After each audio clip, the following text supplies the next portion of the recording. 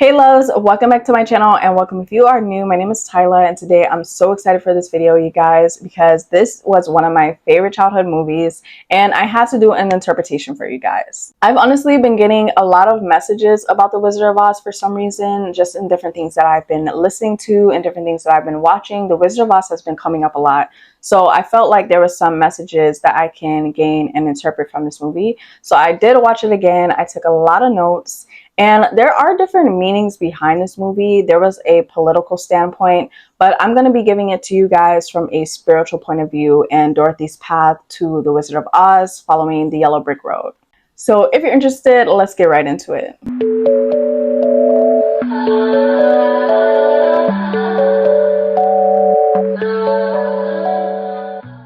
So the movie takes place with Dorothy in her hometown, Kansas, and she has a really big family. They have a farm, and she has this super cute dog named Toto. So Toto liked to go out on the town, and there's this lady named Mrs. Gulch who would constantly complain about Toto ruining her crops or just ruining certain things around the city. So she was just on a constant mission to get rid of Toto. So the lady one day comes to the house and she lets the family know that if they don't get rid of the dog, because the dog was going against certain violations of the city, that they would have to get rid of Toto. And if they didn't, they would be going against the law. So Dorothy was threatening the lady that she would do something and that she's not taking Toto. But the lady ended up taking Toto. So Dorothy was trying to tell her Annie M that the lady was really just out to get her and that Toto wasn't causing that much trouble, but they weren't really listening to Dorothy and hearing her out. So this led to Dorothy feeling very unheard and alone. And she just started thinking about a different place somewhere over the rainbow where there's a magical land where everything is okay. Toto ended up jumping out of the basket anyway as the lady was riding her bicycle back. So once Dorothy found Toto again, she set off on an adventure to leave home and find a different land. So as she set out with her dog Toto, they came across this carriage that said Professor Marvel on it, and a man came out and spoke to Dorothy. He was asking her what is she doing out so far from the city, and he guessed that Dorothy was feeling alone, misunderstood, and that she wanted to experience a different land. So she immediately tells him that that's exactly what it is, and he takes her inside of the carriage to view inside of this magical crystal ball. So he tells Dorothy that this crystal ball was used by priests of Isis and Osiris during the days of the pharaohs of Egypt.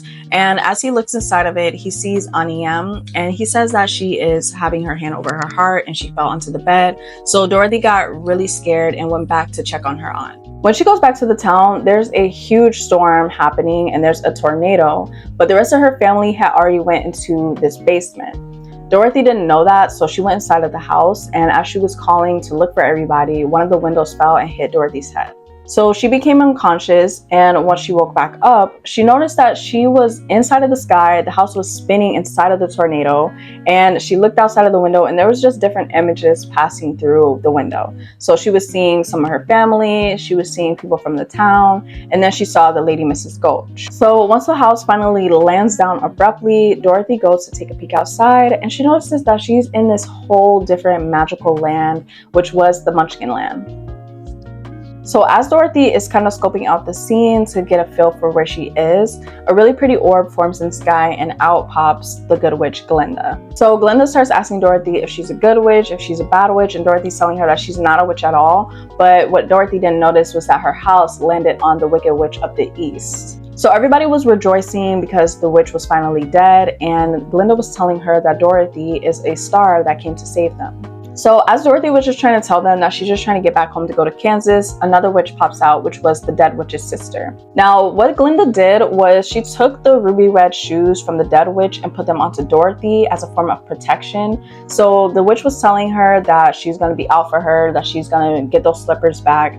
But the good witch Glinda was telling Dorothy that as long as she wore those slippers, that she would be safe and experience no harm. So I really did like the different roles within this movie, especially with Glinda. To me, Glinda kind of seemed as like she was a spirit guide or just a guide for Dorothy along her path. there would be certain moments when Dorothy was in trouble and the Good Witch would come and appear and help her or grant her wishes or just be there for her and a source of guidance along her path. So Glinda tells Dorothy that if she wants to get back to Kansas, she has to go and visit the Wizard of Oz, which is a very mysterious man, and he's kind, but Dorothy is just feeling a bit of fear, and she just tells Dorothy to not fear, to just make sure that she stays on the yellow brick road. So now Dorothy sets off on the yellow brick road and she comes across the Scarecrow, which is the first character. Now what I like about the characters is that they each resembled something. So the Scarecrow resembled a lack of knowledge. So as she was trying to decipher which way to go, the Scarecrow called out to her and let her know, hey, go this way. But then he was giving her mixed signals. He told her to go one way and then he was telling her, go this way. And then he was just like, I don't even know.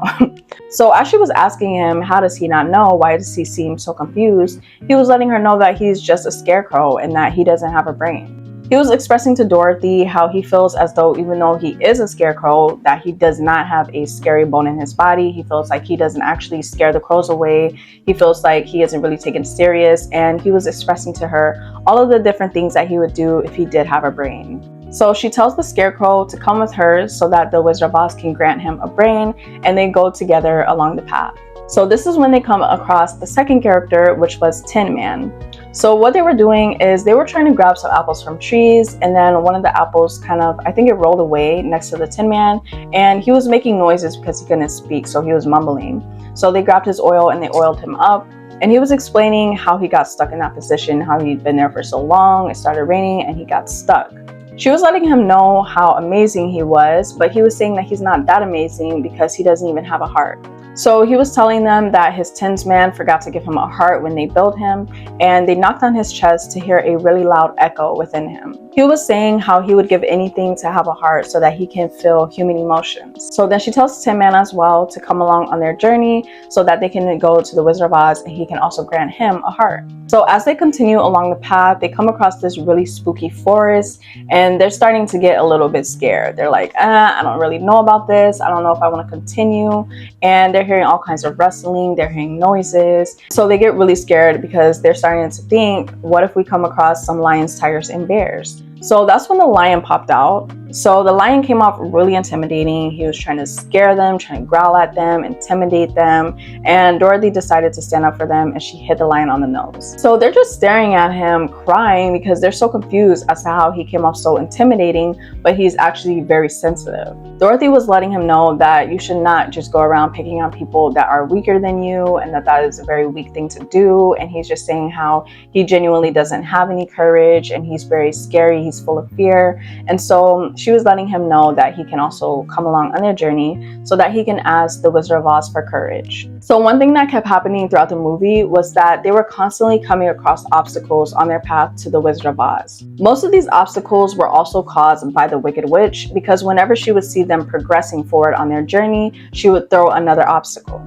So as they were walking on their path, they could finally see the castle where the Wizard of Oz was at from a distance. So they got really excited because they're like, okay, great, we're almost there. And they start walking through this huge field. What the witch did was that she threw some poppies into the field so that they would fall asleep. So Dorothy, she starts getting really sleepy and she's telling him that she wants to take a nap, but they're trying to tell her like, no, Dorothy, keep going, do not take a nap right now, we have to go. And the lion ends up falling asleep too. But then the Scarecrow realized that the Wicked Witch actually put a spell on them. So as they're trying to figure out what to do next, this is when Glinda pops back in to save the day, and she covers the field in snow so that they can wake up.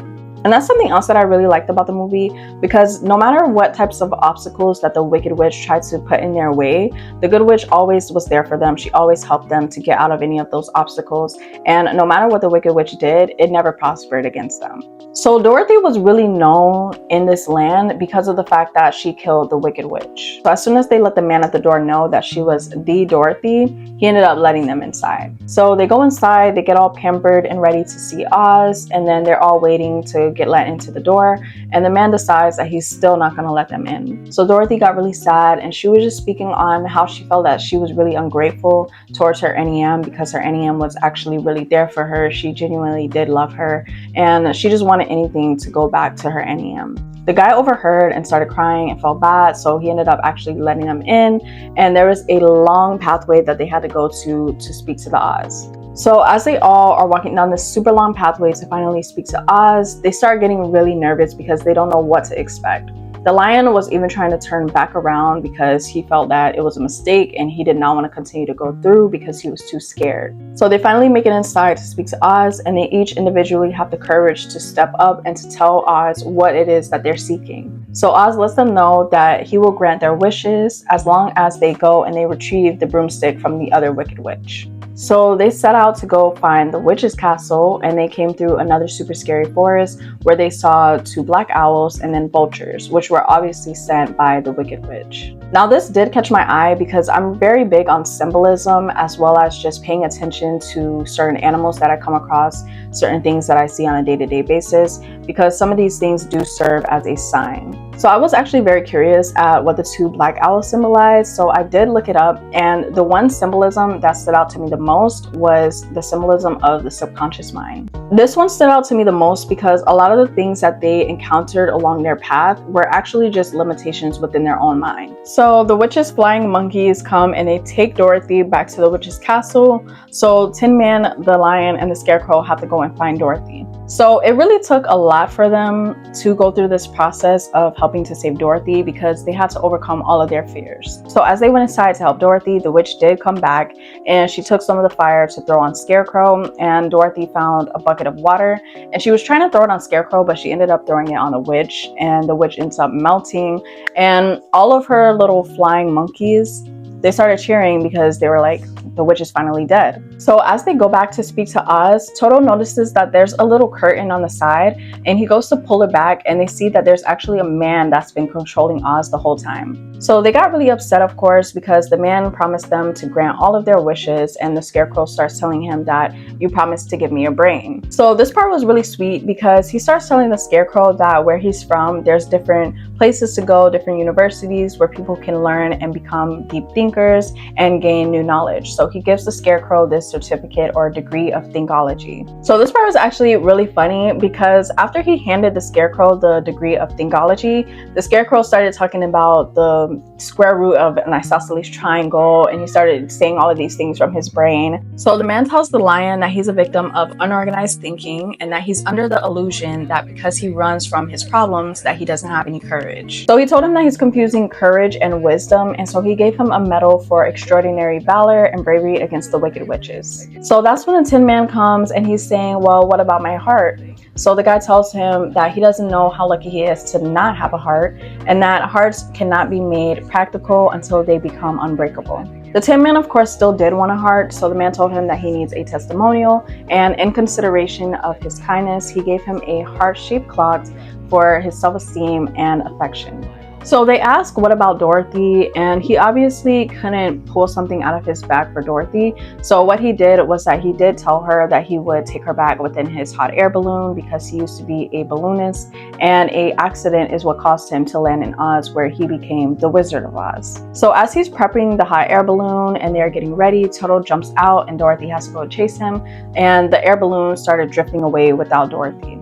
So Dorothy, of course, started freaking out because she wasn't sure how she was going to get back now, but Glinda also came through again, and she let Dorothy know that she always had the power to go back. She just didn't tell her because Dorothy had to learn it for herself. So they asked Dorothy what she learned, and she told them that it wasn't enough for her to just want to see her Auntie Em and Uncle Henry, and that if she were to ever go and search for her heart's desire again, she wouldn't look any further than her own backyard. So she's then able to finally leave. She says her goodbyes, and she clicks her heels 3 times and says that there's no place like home, to where she wakes up and she is back home. Now, what I thought was really cool about this as well is that all of the characters that were in her hometown and within her family and her surroundings were actually the characters that she met along the way during her path to the Wizard of Oz. And in the beginning of the movie, they were teaching her those characteristics about having courage, being brave, and standing up for herself, as well as having wisdom. So she ended up cultivating all of these characteristics through different characters that she met along her way to Oz. And they all were teaching her different very valuable lessons, which was courage, bravery, wisdom, and as well as just gratitude. The Wizard of Oz definitely is relatable, and I would say that we all have, in a sense, our own yellow brick road to, whether it's our enlightenment, whether it's just our path to ourselves, whether it's the path to creating that connection with God and with Source. We all have our own path and our own yellow brick road, in a sense. And along that path, we are going to come across different challenges, different struggles. We're going to be met with different difficulties. But a lot of the characteristics that most people look for outside of themselves are really within the whole time. So all it really takes is self-awareness and to be able to cultivate these characteristics and traits within ourselves. So it is a really beautiful movie, and it felt so good to watch it again after not seeing it since I was like a child.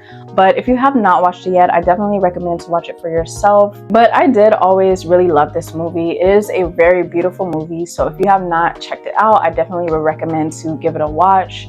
I've always just really enjoyed even the little singing moments, the different characters, and seeing their different personalities, seeing them overcome all of the obstacles along the path.